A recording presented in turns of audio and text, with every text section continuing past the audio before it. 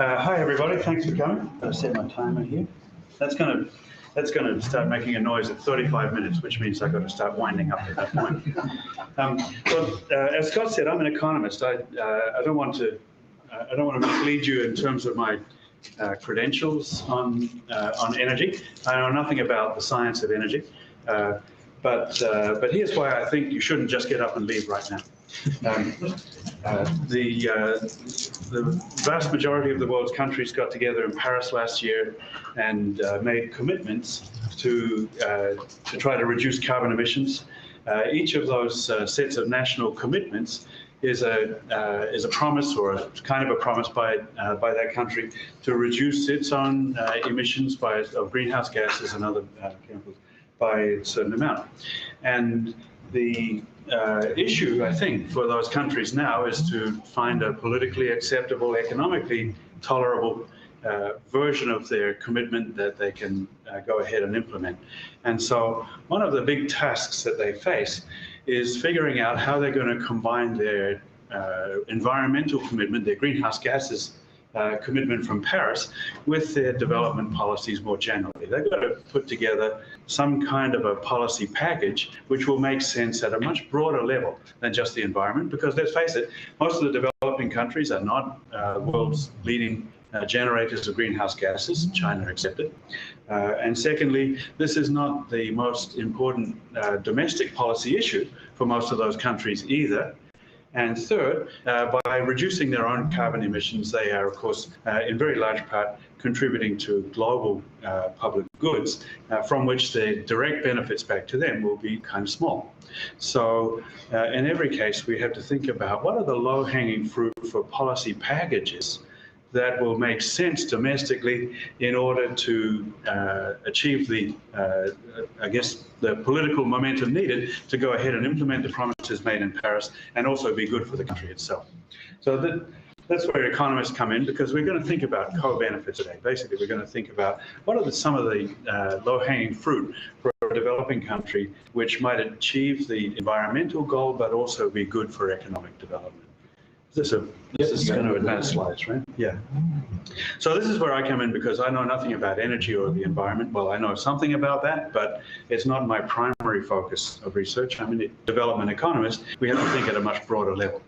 And so what I'm going to focus on is, in some respects, the easiest thing for developing countries to do, which is to take away some of the policies and some of the supporting institutions that actually encourage energy use and therefore greenhouse gas emissions, among other things. And these are, broadly speaking, fossil fuel subsidies. So I'm going to talk a lot about the dimensions of fossil fuel subsidies in developing countries as a way of pointing out some of their benefits and some of their costs, and then maybe wrap that back into this broader discussion of COP21 and where it all fits in together. So this is just, it's a lot of words, because this is the abstract that I sent out, so you've already seen this. And in this abstract, this is just what I'm going to try to talk about. Not sure how far we'll get, because we don't have very much time together.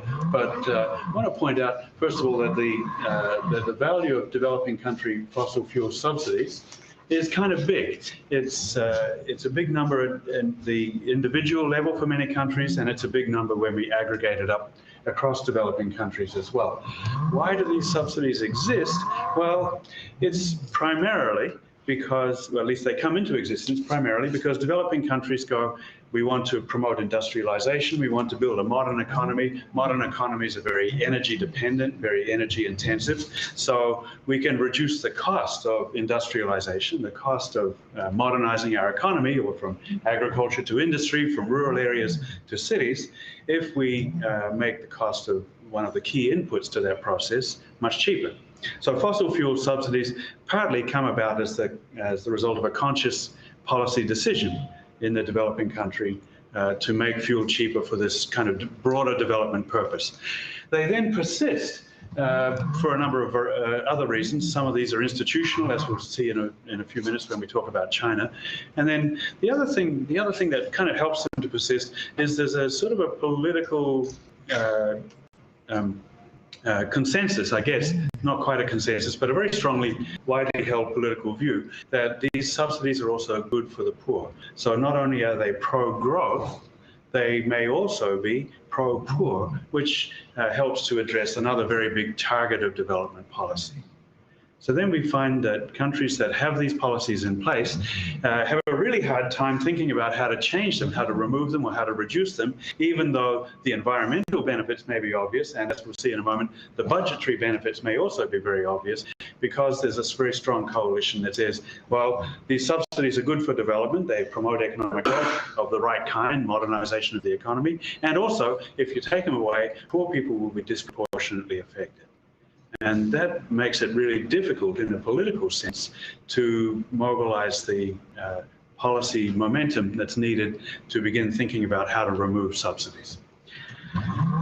That's bad, I'm going to argue, partly because the pro-growth and pro-poor things are really, these beliefs are actually very poorly founded and are probably wrong in almost every case, but also because there are lots of other costs associated with energy subsidies, and these costs are usually not well accounted for in the calculations that go into the economic as well as the political decisions that underpin keeping or reforming subsidies. So I'm going to talk mostly about that up to that point today.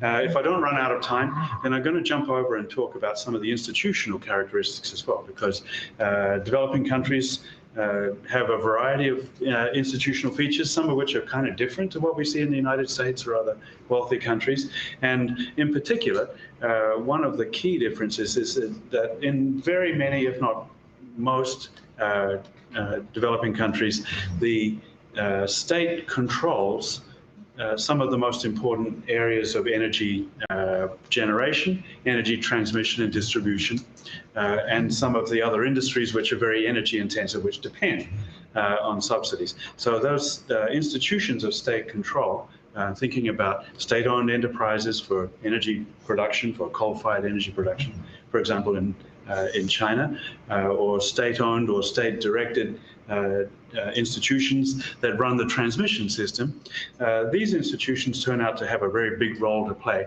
in whether a subsidy can be revised or not as well, because their interests come into play and they're not directly accountable to the electorate in the way that the government is. So that's a story that I really want to tell you, but first of all, we've got to do some other things. If we will absolutely run out of time before I get to anything else, so let's just go there.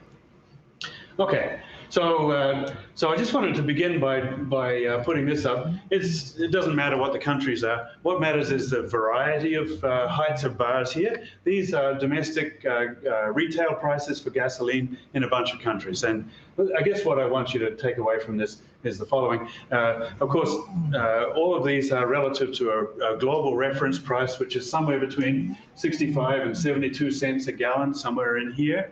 So all of them are based on a reference price relative to that. Some are much higher, some are much lower. Of course, the reference price plus the cost of transport and distribution and all of the other things means that even many of these higher prices are actually quite heavily subsidized, as we'll see in the case of Indonesia in just a moment. But just for the gee whiz factor, I want to point out the range here. The range goes from Venezuela, where gasoline can be bought, in theory at least, for 2 cents a litre, okay, if you can get it, up to Turkey, where it's going to cost you $2.20 a litre, and everything else is somewhere in between these numbers. But the range is just incredible, even taking out those outliers. The range is huge, okay? Part of that range depends on the cost of moving from the point at which the reference price is calculated, the world market, basically, to the domestic market. Another part is due to subsidies, as we'll see very shortly. So what do I mean when I say subsidy? Well, an energy subsidy is any government action that lowers the cost of energy production or raises the revenues of energy producers or lowers the price paid by energy consumers.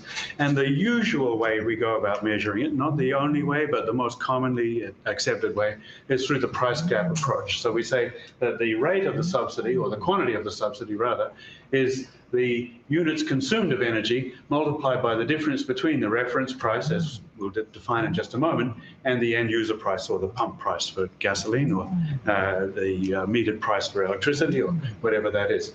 So for traded energy, like fossil fuels, like coal, like oil, etc., the reference price is the price at a neighboring point, which represents the world market. For Indonesia, which we'll look at in a moment, it's a benchmark price in Singapore, just across the Strait of Malacca. And for other countries, it's a reference price at an equivalent mass transit point, if you like, for fossil fuels. So that reference price, adjusted for transport costs and other costs of moving the fuel into the domestic market, that's our reference price. And then we compare that with the end user price. And of course, a subsidy exists if the number is negative, right? So if the reference price, if the end user price is lower than the reference price, if the number is positive, then we have a subsidy. I'll get it right. That's the case for traded fossil fuels. For non-traded energy, particularly for electricity, where there is a very small, very thin, very regionally focused global market, mostly electricity is not traded across boundaries. For that, we use a slightly different definition. The reference price in this case is going to be the average cost of production, transmission, and distribution. And that obviously raises another whole set of issues, because especially if you have a monopolist or a state-regulated or another non-competitive market institution engaged in energy production or transmission or distribution, then of course, if that producer is inefficient, or if they're engaged in some kind of non-market-based pricing mechanism, then our reference price is going to start getting very squirrely. And so it's going to get very hard to figure out what the true subsidy is, because there'll be all kinds of hidden subsidies behind the explicit subsidy that might be due to policy. So you can see immediately that as soon as we start talking about subsidy, we're already in the weeds in terms of measurement. Okay, it's going to be really hard to measure, so you've got to keep that in mind all the way through. A couple of things that are really obvious. First is this definition, the price gap definition, excludes some things that motivate us to come to this room today or to do a lot of other things, and that is environmental and health and other social costs associated with the consumption of fossil fuels and the emissions that they produce. So we're not even going to talk about those directly today, but you know that that story is running in the background all of the time. To the extent that this calculation here ignores the social costs incurred by pollution and other side effects of burning fossil fuels, then it's always going to be an underestimate of the true subsidy. That's number one. The other one is that we may be overestimating the subsidy if we think that there are some positive externalities generated by economic growth due to lower costs of fuel. So if we lower the cost of fuel and that makes it feasible to undertake a project of some kind, and that project generates jobs, and the jobs, along with the jobs, we get incentives for R&D and things like that, then some of those benefits should, in principle at least, be calculated into the value of the subsidy. And that might mean that to the extent that they exist, we're actually overestimating the subsidy. Okay? And this, of course, leads us to the biggest growth and development rationale for having subsidies in the first place. So a government agency might say, well, of course, cheap energy is good for development. And if you haven't accounted for all of the benefits that come with that cheap energy in the form of factories, in the form of jobs which are skill intensive because they're involved in the manufacturing process and they engage us with the global economy and supply chains and things like that, then if you haven't counted all of that, then it's as if you haven't, it's exactly the same as not accounting for environmental and health costs, except with the other sign. So the growth and development rationale for subsidies is very strong in the Ministry of Development, or the Ministry of Trade, or the Ministry for promoting certain kinds of economic activity, just as it may be rather weak in the Ministry of Health or the Ministry of Natural Resources and Environment, or whatever that other ministry is. So we get some conflicts about whether a subsidy is a good idea or not, in addition to the conflicts about how much that subsidy really is, because we don't know any of these things with certainty. Okay, so let's just examine what the case for and the case against subsidies looks like. I'll be very quick because I don't want to run out of time just talking about the ideas behind the numbers that we'll look at. So the basic idea in favor of a subsidy is pretty easy. If you have cheaper fuel, then you get more modern economic growth, because most modern economic growth relative to traditional rural agrarian economies is fuel intensive. So if you want to have a city, you're going to need a lot more fuel than if you want to have people going to work, if you like, on the back of a buffalo, or indeed walking out from their house to their farm, right?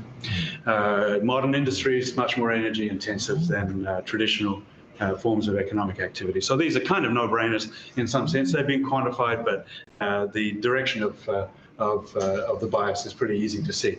So if we have a more modern economy, we can be a more effective participant in global markets. We can take advantage of opportunities to engage in trade and globalization. That means specialization. Specialization is good for growth. And so all of these constitute an argument for making energy cheaper in order to modernize the economy and achieve, hopefully, a faster rate of economic growth.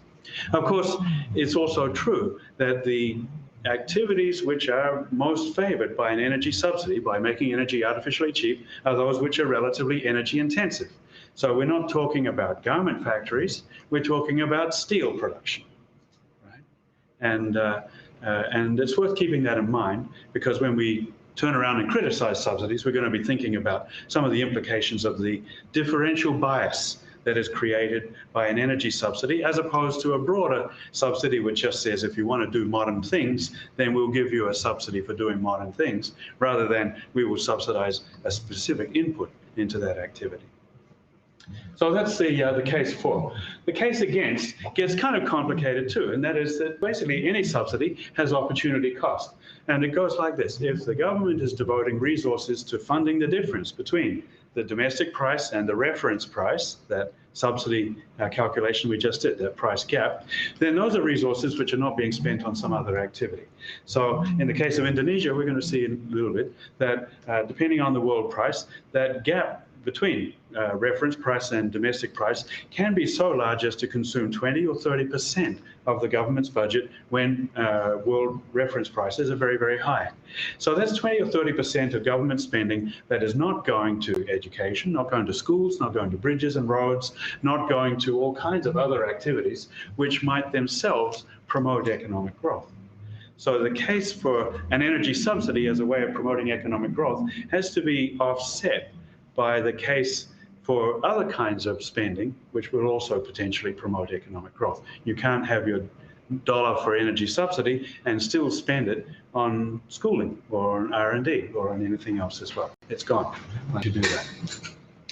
The other dimension of this, of course, is that by spending on subsidies, you're also increasing implicit or explicit government spending on cleaning up the environment, on dealing with pollution, or you're reducing your capacity to adapt to climate change, or you're doing other things which have pretty significant development implications, and increasingly significant development implications, especially in the tropics, as we begin to deal with rising sea levels, increasing frequency of storms, increasing frequency of very high temperature days, and all of the other things that we know, at least we know on university campuses, maybe not in the world generally these days, we know are consequences of global climate change. So all of these things are opportunity costs, in the sense that if we spend to subsidize fuel, we're not capable of spending as much on these other things. Finally, I want to come back to this point about steel versus garments and think about the effects of a subsidy on industry. So the big picture is, well, energy is fuel intensive, so if we make fuel cheaper, we promote energy profitability. That's a good thing, right? Industry profitability. It may be a good thing, but it's not going to be equally good for all kinds of industries, and it's going to have some negative effects for all industries as well. First of all, governments borrow to fund their budget deficits, and when they borrow, they compete with the private sector in the market for funds. So there's a component of the energy subsidy which contributes to crowding out in financial markets, that is, raising the cost of investment by all industries in the economy. That's something that hardly anyone ever thinks about, but when the government's budget is being 20 or 30% devoted to an energy subsidy, that want to make investments, it raises the cost of investment because the government is competing in the market for funds. Secondly, to the extent that subsidies crowd out other kinds of government spending, one of the key things that gets crowded out is infrastructure. In Indonesia, the country I'm going to finally get to in a few minutes, is a really good example of that. Jakarta, the capital city, is a mega city with a population of about 24 million people. It has, at this stage, no people mover, that is. There is no metropolitan subway system to get people to and from their jobs or anything else like that. They're just building it now. And that's one indicator, but there are many others as well. That congestion is a huge problem for Jakarta.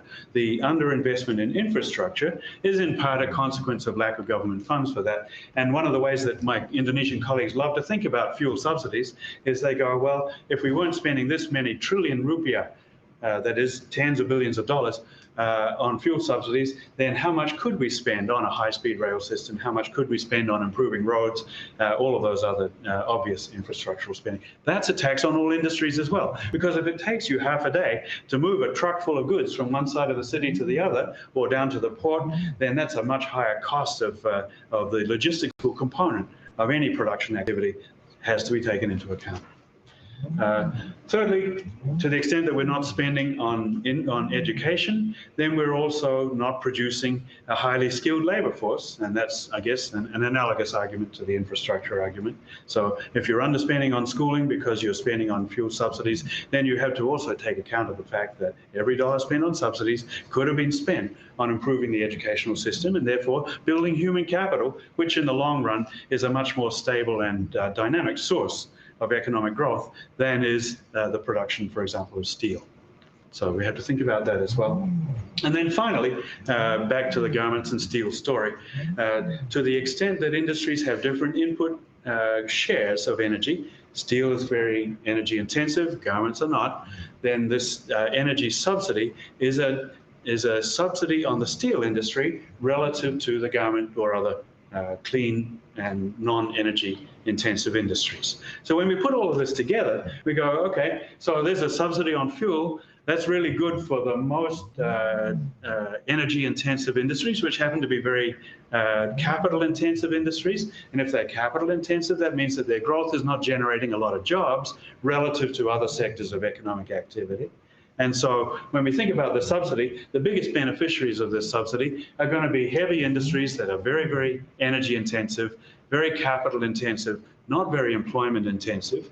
And if we net out the cost to all industries from the labor intensive industries activities, they get a little bit of a benefit from the subsidy. They bear, along with everyone else, they bear all of these other costs, and the subsidy may actually be a net tax on the most labor-intensive industries. And that matters because jobs are about, development is about creating jobs. So far, so good? Okay. So I'm almost halfway through my time. I gotta pick and choose a little bit better what I talk about from now on. So forgive me if I start skipping things. This just gives us a picture of the energy subsidy rates. So these are as a percentage of, I've got to get it right, as a percentage of the value of domestic energy consumption. First thing to notice is that the really big subsidy rates, the top three at least, and several of the others, are from energy exporters. And I'm not going to think about energy exporters today. They're a special group, and their subsidy problem is a different one to that of net energy importers. So I'm going to focus on net energy importers. Here's India, here's China, here's Egypt, which is sort of just on the edge of being a net importer or net exporter. Down here is Indonesia, about which I'll talk. Mexico, which is a net refined fuels importer, but a net exporter of oil and so on. So there's some really big developing countries here. By population, of course, China, India, and Indonesia added up make about 3 billion people. So that's almost half the world's population, those three countries. So it makes sense to think about what happens in those ones. Also, they are very, as you can see, countries that intervene in their energy markets to a very great extent. So big subsidy issues in these countries. Okay, let me maybe skip over these ones here because it's not worth it. So I said I was only going to talk about net fossil fuel importers, so let me jump down to that. And I guess the question that everyone would want to ask is, well, if you're going to do something like fixing the pump price or the retail prices of different kinds of fossil fuels and maybe of electricity as well, typically. That's what we see. And you're going to do that by making up the difference between what can be purchased in the world market and what's being sold domestically, and that difference requires extra spending by government. Why would you do such a thing? What's the benefit of doing that? So you've really got to believe in these development benefits that I was outlining before about economic growth and all the rest of it. You've got to believe in that very strongly in order to accept the rationale for an energy subsidy. Okay. So you've got to believe that your development policy targets are somehow being met by the subsidy, and that this is a better way of doing it than other ways you might do that. But then we also worry about why those subsidies, having been implemented at some stage, might persist into the present and into the future. And then we find ourselves thinking about institutional rigidities. Hopefully I'll have time to talk about that a little bit in the case of China, and also about political risks, because it turns out that if the price of gasoline or kerosene or LPG or diesel is fixed at the pump and it stays kind of fixed or moves in a very narrow range for a long time, people get accustomed to that. And then they begin to believe that if you're going to let that price go up, that's an assault on the welfare of households in general, and probably an assault on the welfare of the poor in particular. So I'm going to take issue with that in just a moment. But that's a belief that it turns out is remarkably robust in the developing world. Okay, so maybe we don't need to list these so much. I guess the rationale for subsidies: alleviate poverty, promote growth. We've talked about those. This down the sides here, we've just got a whole slew of things that might go wrong, or things that are implicit costs associated with subsidies. I've talked about a few of these already, so maybe we'll just move right along and think about how we go about evaluating not so much the subsidies themselves as the consequences of making changes in those subsidies, because every developing country is looking for a way to increase efficiency. They're looking for ways, for example, to implement their COP21 commitments or to achieve other goals, and they're looking at their budget and saying, wow, we spent a lot of money on just subsidizing the cost of fossil fuels. Maybe there's a better way to do this. Is there a better way? And so the way that economists go about evaluating this takes account of the fact that energy is pervasive. So all of us are involved in the market for energy in at least one way, probably several ways. And so that means that any change in energy policy is going to have economy-wide effects. It's not going to be possible for us to do the Econ 101 thing where we draw the price and quantity diagram for energy, and we go, okay, here's the demand, here's the supply. Now let's think about changing a price or changing an incentive in that space, because that change will spill over to every other market in the economy, including some which are really important for economic growth and others which are really important for the welfare of poor households. So economists approach this by building models which have the very fancy name of computable general equilibrium models. And what that really means in English is they're models that do their best to take account of the economy-wide interactions among markets. So they go, okay, if we have an energy subsidy and we change the rate, that'll change the profitability of industries that use energy. They, in turn, will make adjustments in their own production plans. That'll change the investments that they make. It'll change the number of people that they employ. That, in turn, will change wages. And when wages and earnings change, that's going to have an impact on households. But wait on, households are also being impacted by the need to pay more at the pump if the fossil fuel subsidy is taken away. So they're getting their welfare changed not only by their earnings, but also by their consumer prices. And then there are all kinds of other indirect effects that operate in other ways, through the government budget, through trade, etc. So a computable general equilibrium model is kind of, as you can imagine, a heroic attempt to take account of it, if not every single detail of the economy, at least the most important ones. And these models get really big. They get actually super big. We have software that writes the code, that writes the equations for these models. So we tell them what to do. We tell them this is the way we think the economy works. And then they go off and they write millions of lines of Fortran and come up with a model with hundreds of thousands, in some cases, equations that have to be solved simultaneously in order to give us the answer to a question like, what if we were to remove or to reduce the rate of a fossil fuel subsidy? And so I'm not going to show you one of these models. I'm going to show some results from a model. And if you're interested, I'll direct you to the literature that describes exactly how they work. So here's the advantages. They provide an economically consistent accounting for all the major markets and phenomena that we're interested in the economy. They help us to explore counterfactual questions. What they don't do is they don't save us from the labor of generating a tremendous amount of data about the economy, and they make it very hard for us to construct what econometricians think of as the gold standard for any kind of investigation of this kind. That is, we can't very easily estimate with confidence intervals the impact of a change. So they work in a different way. They're simulation models. They construct a counterfactual. They compare business as usual with the counterfactual, and then they give us some indication of the order of magnitude of changes and the distribution across the economy. So that's the setting in which I'm about to show you some numbers from Indonesia. Okay, so for Indonesia, we have a really nice experiment because Indonesia, as I'll show you in a moment, has tinkered with its fossil fuel subsidies for a very long time. And the current political regime in Indonesia actually undertook a very big and positive change in the subsidy of fossil fuels. So we have a nice story to tell in the right direction, if you like, for Indonesia, as you'll see in just a moment.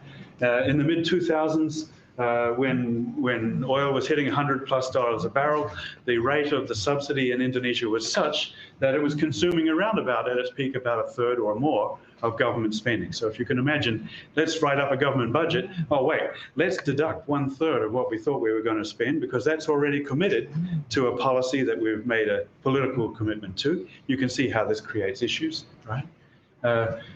So that's a really big set of numbers for Indonesia. And so the issue of reducing the subsidy rate and the political economy of reducing that subsidy rate has been a first-order preoccupation for Indonesian governments for a very long time, and especially since about the mid-2000s, when global oil prices started to really rise very fast. I'm going to report some very top-level results from this study by a colleague of mine in Indonesia, Arif Yusuf.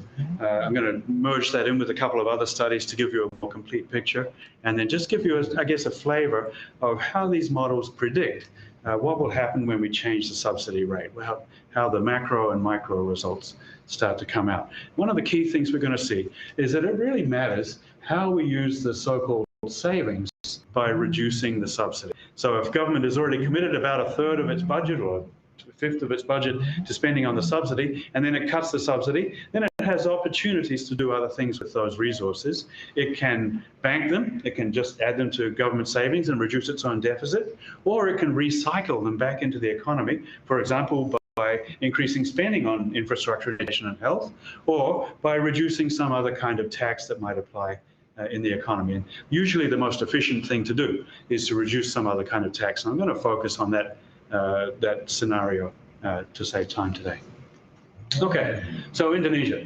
Here's the history of the fuel price subsidy. The scale here is rupiah. Currently there's about 10,000 something rupiah to the dollar, just to give you an idea of the magnitudes here. This is rupiah per litre for gasoline. And we go all the way back to about 2000 here. And the vertical lines, broadly speaking, mark political transitions. So the point that I want to make here is that there are some political moments, or moments in the electoral cycle, when subsidies can be tinkered with. And then there are other moments when it looks like it might be really difficult or even impossible to do so. So if you look at just the way that this line here works, this line is the gasoline price. You can see it's got extended periods when it's just flat, while the global price of gasoline is not staying constant during that time. It's doing all kinds of things. So you know that the rate of the subsidy, the extent to which it makes a demand on government budgets, must be changing during these periods because the pump price is fixed and the world price is doing something like this. And in particular, we see, so here was one presidential interval, and here, during that one, a very weak president, the subsidy rate was, well, not the subsidy rate, the pump price was fixed, and it never changed. And that was a political decision made by that regime, that administration, not to ever tinker with something that would potentially create a lot of political divisiveness. You can see how the transition to a new regime created a window of opportunity for the new president to come in and say, wow, we have a big mess here, and I didn't create the mess, so I have a mandate to fix it. And you can see how the pump price jumps up very significantly in the early year or so, or a year and a half of the next regime. You can see how that basically then settles into a very stable pattern, so that the pump price of gasoline in Indonesia then remains fixed for about 7 years after that, with one little bump right around the next electoral decision point. And then in the final year, when the rate of this subsidy was such that it was consuming a huge part of the government budget, in the final year they just couldn't withstand the pressure anymore. They allowed the price to rise a little bit because it was the last year of that president's term. And so he's like, well, okay, I'm leaving anyway, so I can do this because I won't have to suffer any political consequences. And then the next president comes in and says, we've got to do even more than that. So once again, there's like a window of opportunity. I didn't create the problem. You gave me a mandate to fix things. I'm going to start by trying to fix this. So that's my 35 minutes. So this is the sort of political setting in which we're going to do the experiment of what happens if we take away fuel subsidy. Okay. With a little bit of time left, I'm going to come back to that political story at the very end. Okay, so if we look at the top graph here, this is what happens to real GDP, blue line, employment, red line, and capital stocks, so an indicator of capital investment, the green line or yellow line, if we just take away the subsidy and then use that to reduce government debt. So there's no recycling of the revenues back into the economy. And it looks bad, right?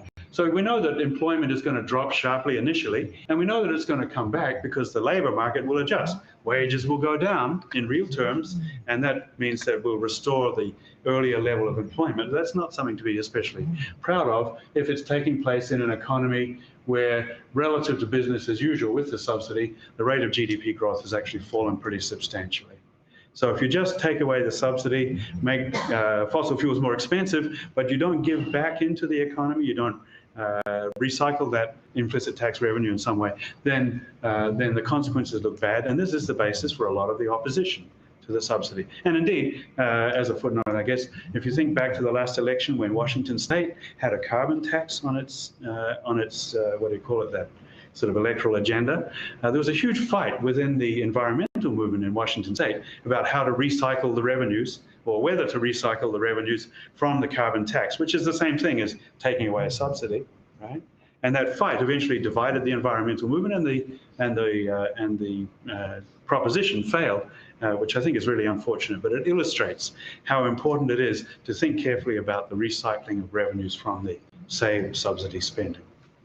Second simulation down here does that. It says if we reduce a bunch of other really distortionary taxes in the economy using what we save by not spending on the subsidy, then guess what? We get a really different outcome. So once again, employment stays pretty stable, but what really strikes us here is the way in which GDP growth can take off and investment with it. If we take away the inefficient subsidy and put it back into things that make the economy work better, that reduce distortions in other areas of the tax system, so they allow companies and individuals to align their behavior better with the efficient way in which they should be doing that. So this is, I guess, the positive story about subsidy reduction. So really quickly, on a regional basis, Indonesia, if you have a map of it in your mind, it consists of 13,000 islands, quite a lot of islands.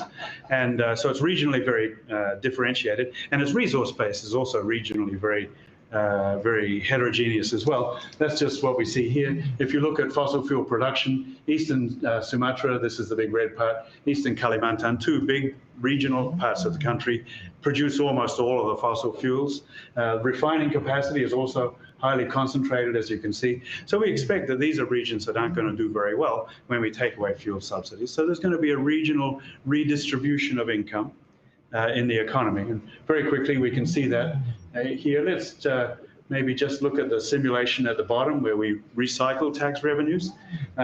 So the Eastern Sumatra and Eastern Kalimantan, the big oil and gas producing parts of the country, their outcomes are mostly down here. Here's Eastern Kalimantan, the biggest by far of those, Eastern Sumatra down here. So in a regional sense, there is a redistribution of income in the economy. It shouldn't surprise us all, right? It's like saying, well, okay, we're going to put a really big tax on natural gas. Wyoming is going to lose. So that's what we're seeing in these data here. But the really interesting part of this from a political economy point of view is not about where it goes in terms of regions, but where it goes in terms of households and individuals. Okay? And so there, we want to think about what are the factors that will be at work in determining those household level outcomes. And here they are very briefly. So obviously it's an economy-wide adjustment, as I sketched before. That means that households are going to experience a change in their cost of living. That will depend on how much energy they use. If I drive a car, then I'm going to have a much bigger impact from the subsidy reduction than someone who uses public transport or rides a motorcycle or rides a buffalo. Okay, so that's going to make a big difference to things. Secondly, each household has different endowments that it brings to the market. So I'm a professor. I've got a lot of education that I bring to the market, so I'm skilled labor.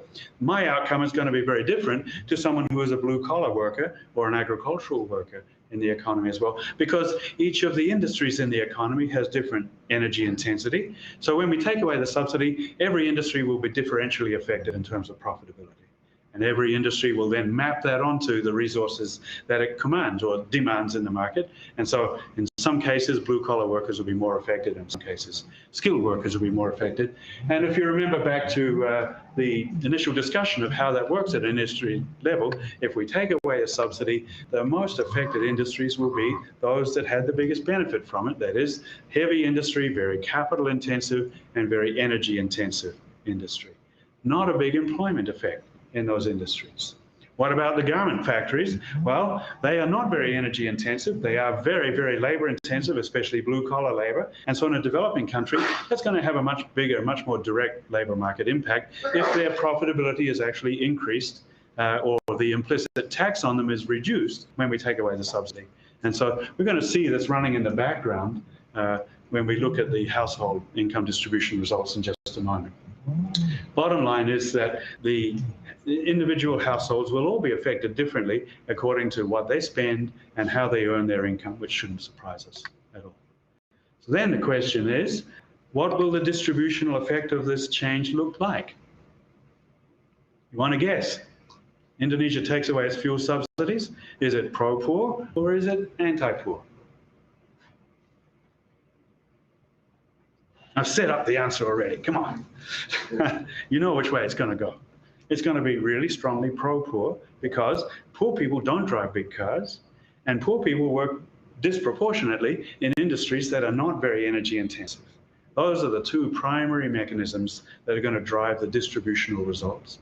And furthermore, it's going to turn out that people who live in the countryside are even less energy intensive, both in their work and their consumption, than people who live in the city. So it's also going to have a distributional effect between urban areas and rural areas, with rural areas being where most of the poor of any developing country, certainly Indonesia, are concentrated. So let's take a look. I'll skip that.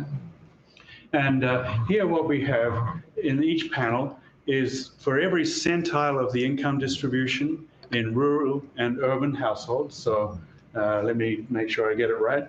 These dark dots are urban and these hollow dots are rural. We're going to show the percentage change in the top panel of real household expenditures, consumption, in the bottom panel of household incomes, essentially the same story. And what we see is we can read from right to left in each of these scatter plots from the poorest household to the richest household in each category. So if we look at the first panel here, what we're seeing is the percentage change in the real consumption expenditures of the poorest rural households up here, those in the bottom 1% of the income distribution, versus those in the middle, those at the top of the rural household income distribution, and then the same for urban households down here. And here's zero. So the prediction of this taking away the subsidy, in this case, a slightly different experiment, but same results, is that the poorest rural households experience the largest percentage gains. And that's true whether we recycle the revenue, or whether we don't recycle the revenues, or whether we do. In each case, the poorest rural households and rural households in general experience a larger benefit or a smaller loss than do urban households. And so it's very pro-poor within rural households, and it's very pro-poor between rural and urban, where the biggest income gaps exist. So for all the reasons that I outlined earlier, taking away the subsidy need not be anti-poor.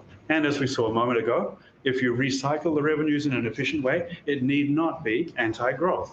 So the two biggest arguments for having a subsidy, we're promoting economic development, we're doing a favor to poor people, both of those arguments fail in this experiment. Okay? In other words, if you can get past the political obstacles, taking away the subsidy is a really good thing. So, since I have only 15 minutes left, let me jump straight forward. I'm going to bypass the China stuff and just talk about the political economy story. We'll come back and talk about China if you like.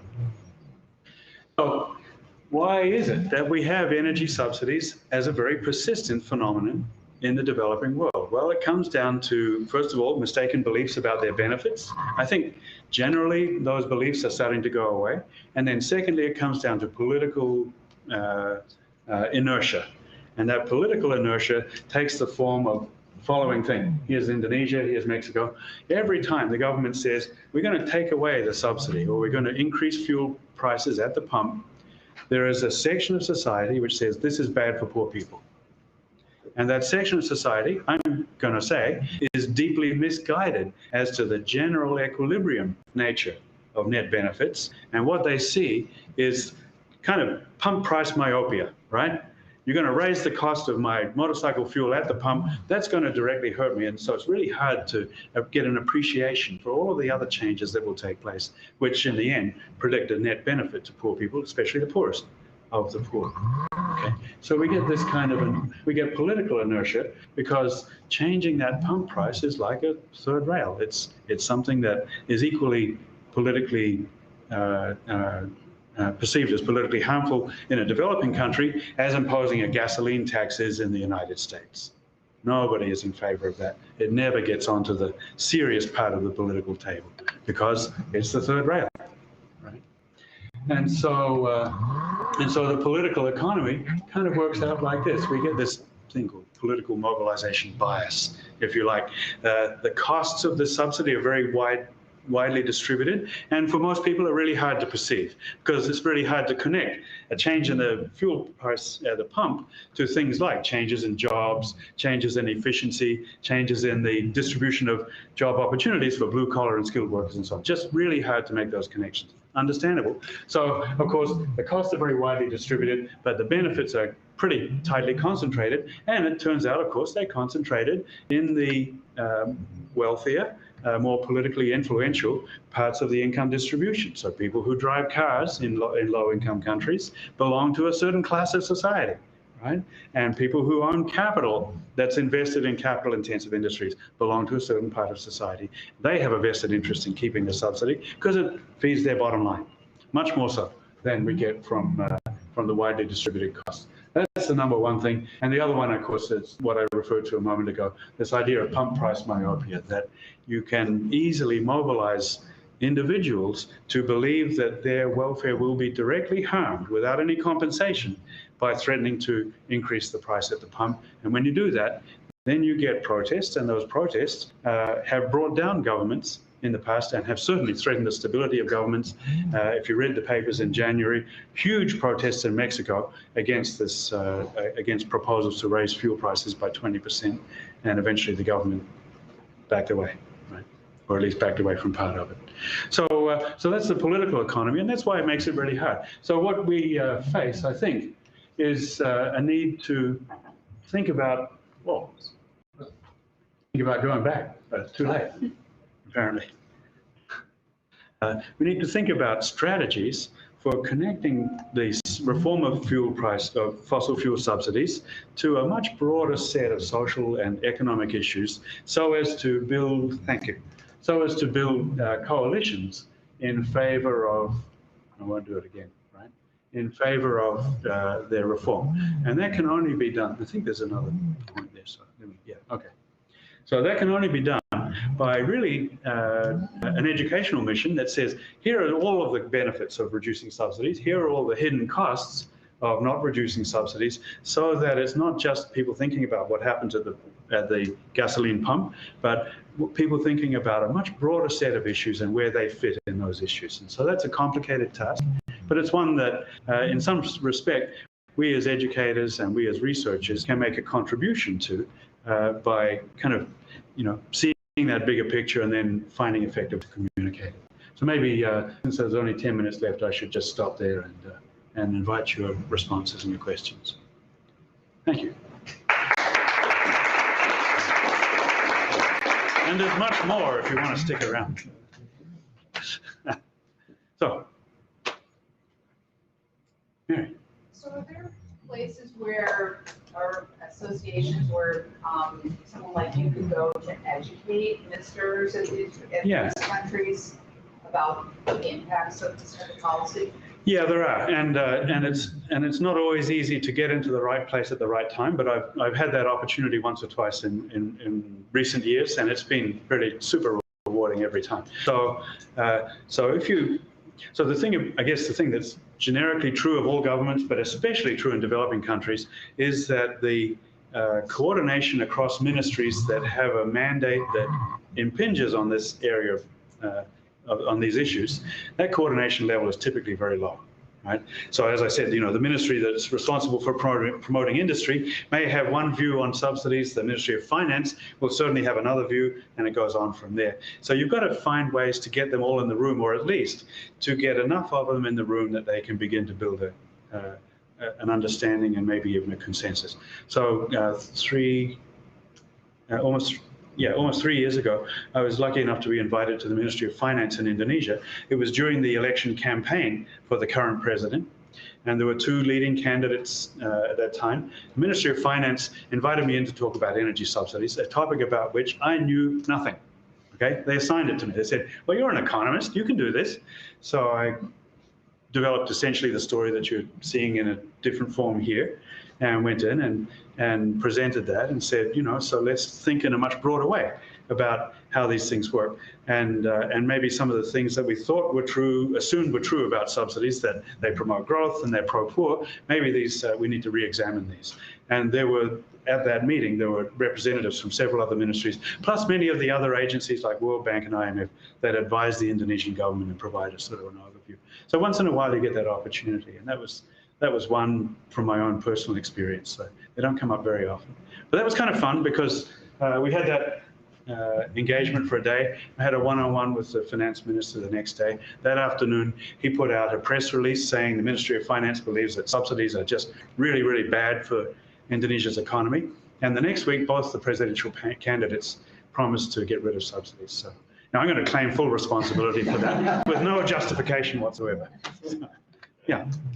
Is there some rate at which the subsidies should be changed so as to, I guess, minimize the negative? Yeah. Okay. So that's a question about adjustment, the speed and the rate of it, the speed and the extent of adjustment, right? Let me jump back to something I skipped over. Yeah, it must have been quite a long time back. Okay. Yeah. So the answer is yes, and then the deeper answer is it's really hard to figure out, and it's going to be country specific and probably product specific as well. So what works for diesel may not work for LPG or kerosene because they have different uses and different groups affected and all the rest of it. Very quickly, the kind of subsidy matters a lot. These are examples of subsidies where the price is just fixed, as we saw in the Indonesian case as well. So the grey line here is the retail price of diesel in Malaysia. This is the reference price, the Singapore spot price. You can see one jumps around, the other one is stable. So in this case, the political economy of making a change is extra supercharged by the fact that consumers for a long time see the same price. And then they go like, why do you want to change this price? It's got to be bad, right? So that's one thing. The other way, and the way in which things work much better, can be seen, for example, in the China case on the right here. So the Chinese subsidy rate turns out to, or the wholesale price rather, is a fixed but adjustable rate, right? So periodically the Chinese government reviews that rate and says, well, how much should we charge per liter of diesel? How should we fix that price? And they're reviewing it all the time. And you can see implicitly, at least, that they're reviewing it with reference to the reference price, with an eye to the reference price. So this makes it much easier because you can just reduce the rate at which the divergence is created between the reference price and the domestic price. So basically, this was what we were recommending to Indonesia 3 years ago. We were saying instead of having a fixed price at the pump of this kind here, why don't you change the subsidy regime as an initial step away from this is the price of fuel at the pump to this is the band, or rather this is the margin between the wholesale price, or the retail price, I'm sorry, and the world reference price. And then if you can move to that, then when the world price goes up, the pump price will go up as well. When it goes down, it'll go down. And that way people get used to the idea that prices move. And once you've done that, I think you've kind of broken the logjam a little bit towards reducing the rate of the subsidy. That's one thing. Second thing is, and this is really important, the political circumstances in Indonesia were right for changing the subsidy in 2014 or 13, 14, 15. But of course, the economic circumstances were also ideal because far from being $100 a barrel, oil had fallen to about 50, and that meant that they could reduce the subsidy rate at a time when the reference price was itself going down. So they could really soften the blow and ease the pain, if you like. So that's kind of a timing decision about subsidy reform. Yeah. So you focused here on developing countries, and in particular, you've shown the model of one of the largest subsidizing developing countries. But your theme sort of seemed more broad. So does reducing subsidy good for all countries? And can you use a similar modeling technique to find sort of maybe if there's a lower bound to where you should not increase it below? Okay. First question easier to answer than the second one. First question is reducing the subsidy good for all countries? The answer has got to be yes, because an economist would say that if your target is to promote, for example, employment, or reduce poverty, or increase industrial activity, then you should find a policy which targets that thing directly, right? And a fuel subsidy is a very, very broad and blunt instrument for achieving that. So the first argument would be there is almost no case in which this is going to be the optimal policy to adopt. It doesn't address any specific target, right? And so you incur a lot of efficiency costs and a lot of negative side effects, and maybe you also hit the target that your policy was trying to address. But you can see that that's not the best way to do it. So that's the general principle. Now, is there an optimal rate of subsidy which is non-zero? Maybe. Let's think about what it's going to take. Well, there are lots of social negatives associated with the subsidy. So carbon taxes, we talk about carbon taxes for a reason. There are health and environmental damages associated with carbon release, some domestic damages, some global damages. So take those into account when you calculate the optimal subsidy rate. And then against that, offset what you believe to be the benefits from that subsidy. Let's see what the optimal rate will be. My guess is that optimal rate will be negative. That is, it'll be a carbon tax. That's what the science tells us. Could there be room for fuel subsidies, to come into the same question, for fuels that specifically affect poor people, like for instance, cooking gas to offset use of biomass? Yeah. Okay. So that's the way the discussion often goes, and it goes that way in India, which also has very high subsidy rates on fuels used by the poor, right? And it goes that way in Indonesia, it goes that way in Mexico, and lots of other countries as well. What is the argument for that? Well, it looks like you're kind of discriminating in favor of the poor by doing that, okay?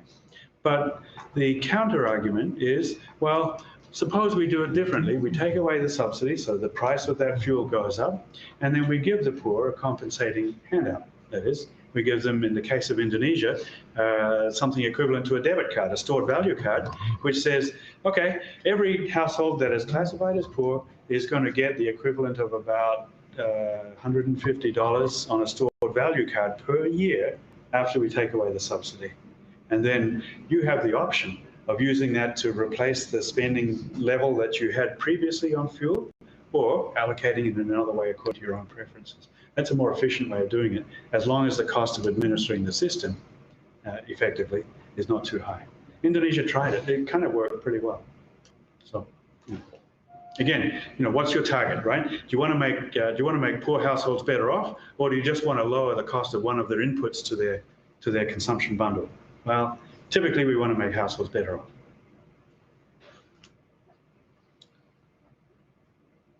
Dave?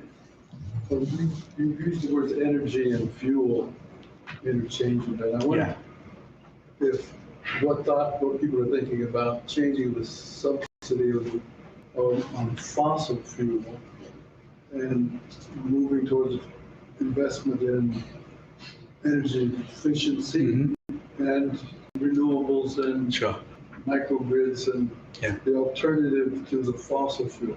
Because it seems to me that you're using the old way. Why not use your talents to look about this broader issue of energy and climate change problems? Yeah, so I think these are complementary, right? At the same time as you reduce all of the bad stuff that comes with overuse of fossil fuels, which is what I focused on, you should be investing in renewables and other clean sources of energy, and they don't contradict each other. No, but you can make the argument simultaneously. Yes. That you're dealing with energy, and you're just trying to encourage one kind of energy and do away with the other kind. Then maybe people would respond. I see. As part of the argument that you make to build support for a change. Yes. Okay. Sure. I don't see why not. And again, I think I think in some sense they're strongly complementary. That on the one hand, you educate people as to the true cost of a fossil fuel subsidy. On the other hand, you promote acceptance and indeed directly subsidize use of renewables. Kind of what China's trying to do.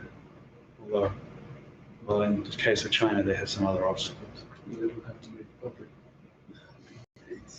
Well, in the case of China, they've got explicit subsidies for renewables, but between the production of renewable energy, photovoltaic and wind energy, and the consumer, stand this whole slew of state-owned enterprises that are mining coal, generating, using coal for energy generation, and running the transmission grid.